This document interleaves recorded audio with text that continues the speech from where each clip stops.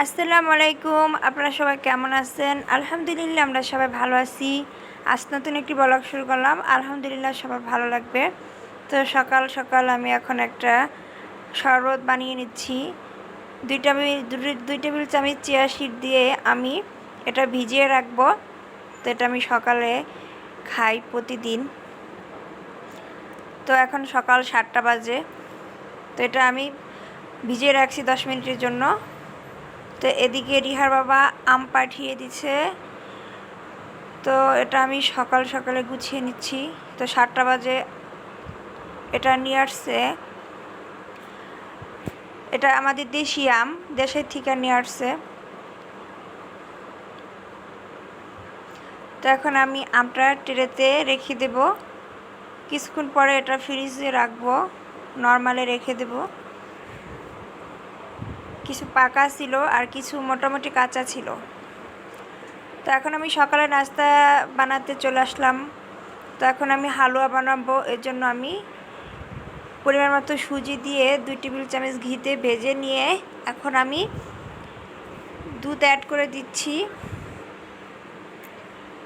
এখানে 2 কাপ পরিমাণ লিকুইড দুধ দিয়ে দিচ্ছি। এখানে আমি চিনি অ্যাড করে দিচ্ছি পরিমাণ মতো লবণ অ্যাড করে দিলাম। তো এখন আমি লবঙ্গ, এলাচ, তেজপাতা দিয়ে এটা রান্না করে নিলাম। তো রিহাকে স্কুল থেকে নিয়ে আসলাম। তো এখন নাস্তা খাওয়াবো বাচ্চাদের। তো এভাবে বাচ্চাদের ইজিভাবে নাস্তা খাওয়ানো যায়, বা এটা পছন্দ করে বাচ্চারা। হালুয়া দিয়ে রুটি এভাবে দিলে। তো রিহারিয়ানকে নাস্তা খাইয়ে দেব এখন আমি।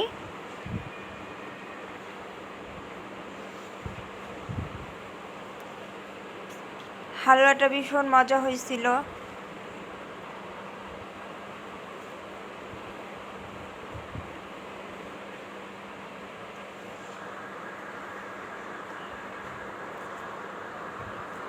তো খুব মজা হয়েছিল।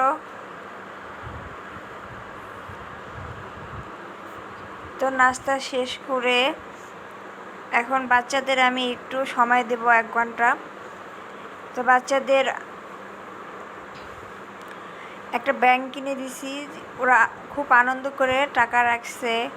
তো দুজনেই অনেক খুশি। তো বাইরে খাবার খেতে চায় অনেক দোকানে। তো ভাবলাম যে একটা ব্যাংক কিনে দেই, এখানে টাকা জমাবে, তো বাইরের খাবারটা একটু কমবে। তো বাচ্চাদের ছোট থেকে যেভাবে শেখান, তো ওরা সেভাবেই শিখবে। ওরা হচ্ছে পুতুলের মতো, যেদিকে ঘুরাই সেদিকেই। এটা হচ্ছে ইন্ডিয়ান একটা টাকা, রুপি। এটা রিহার বাবা যখন চলে আসে ইন্ডিয়া থেকে, যখন কয়েন বা কাগজের টাকা যেটা থাকে ওটা নিয়ে আসে।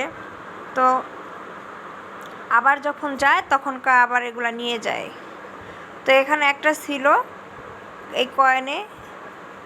আমি এখন এই সবগুলা রেখে দিচ্ছি এখানে।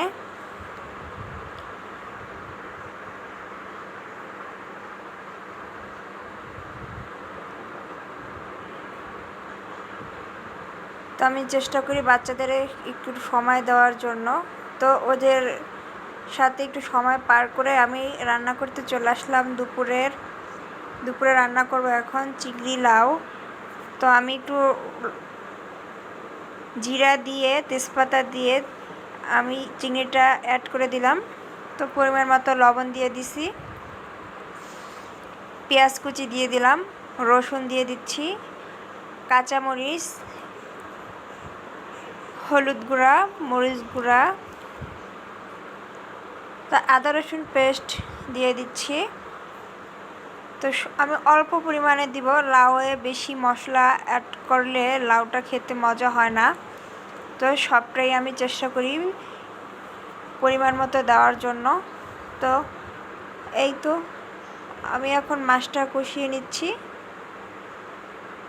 লাউটা দিয়ে দিচ্ছি আমি। এটা কেটে ক্লিন করে আমি অ্যাড করে দিছি। আমি এদিকটা মাছটা ধুয়ে নিচ্ছি। এটা হচ্ছে বাছা মাছ। তো আমি 2 চুলা রান্না বসিয়ে দিচ্ছি।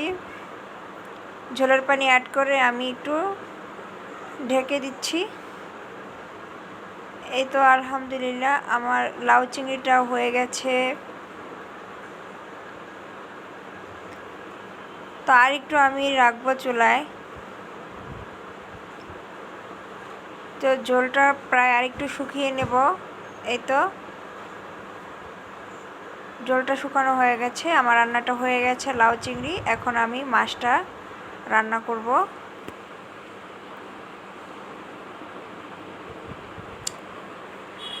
তো মাছটা রান্না করার জন্য আমি এখানে পেঁয়াজ কুচি দিয়ে দিচ্ছি, কিছু কাঁচামরিচ, আমি কাঁচামরিচটা বেশি খাই। একটা টমেটো দিয়ে দিছি, টমেটো যদি দিই তরকারিতে তাহলে আমার মনে হয় খাবারটা অনেক মজা হয়। তো আমি এখন সব মশলা অ্যাড করে দিলাম। তো মাছ রান্না করতে কি কি মশলা লাগে আমরা তো সবই জানি, তো এটা আর বললাম না। তো আমি একটু সামান্য জলের পানি দিয়ে আমি মশলাটা ভালো করে কষে নিচ্ছি। মাছটা অ্যাড করে দিছি। আমি হাতুড়ি দিয়া বা খুন্তি দিয়া বেশি নাড়াচাড়া করি না, যাতে মাছটা না ভেঙে যায়। তো এই মাছটা আর ভাজার প্রয়োজন হয় না, এই মাছটা কষিয়ে রান্না করলে মজা লাগে। এটা আমাদের নদীর মাছ। তো এখন আমি ভাজা জিরার গুঁড়া দিয়ে আমি এটা রান্না শেষ করি। লাইক, কমেন্ট, শেয়ার, সাবস্ক্রাইব করতে ভুলবেন না। আজ এতটুকুই। আসসালামু আলাইকুম।